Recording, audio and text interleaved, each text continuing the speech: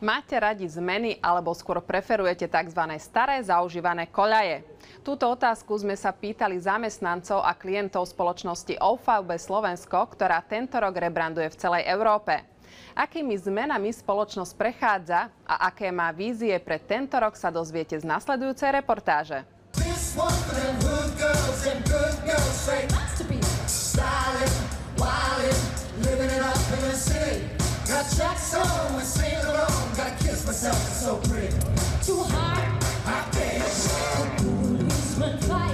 OVB sa mení k lepšiemu. To je pocit, ktorý chce spoločnosť vyvolať u svojich zákazníkov.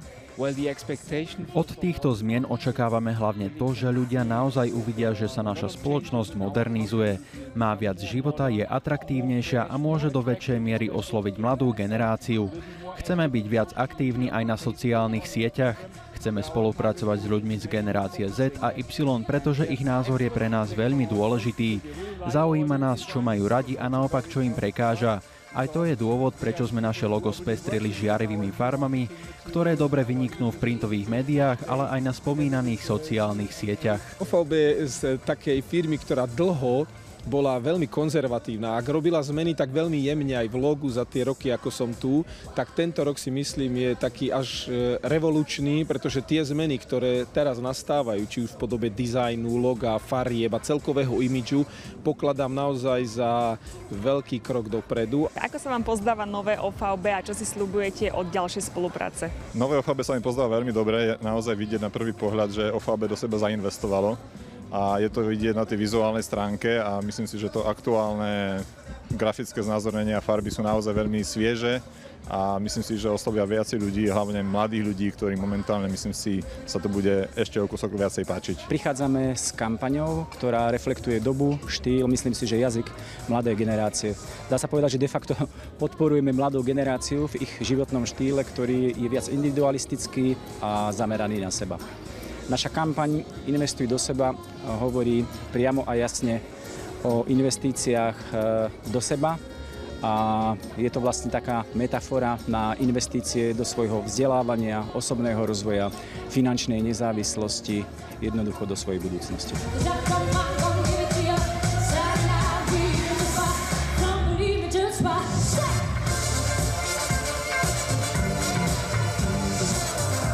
Sme firma 50 rokov na trhu, na Slovensku 25 rokov, ale progresívne vlastne firma napreduje tým, že sme nie len mladí duchom, ale mladí tímovo. To znamená, je tu kopec mladých ľudí, ktorí ako vlastne lektorka finančnej gramotnosti vidím na školách, keď hráme finančnú gramotnosť a tam sa ľudia posúvajú vpred. Veľmi ma tešia novinky vo OVB a najmä pevne verím a dúfam v to, že nová moderná dôchodková kampaň, ktorú prinášame, osloví a inšpiruje veľa mladých ľudí k tomu, aby si svoje dôchodkové zabezpečenie začali budovať čím skôr.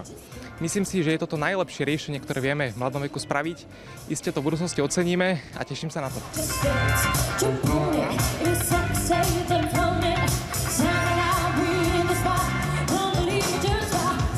Ako vy v súkromí príjmate zmeny?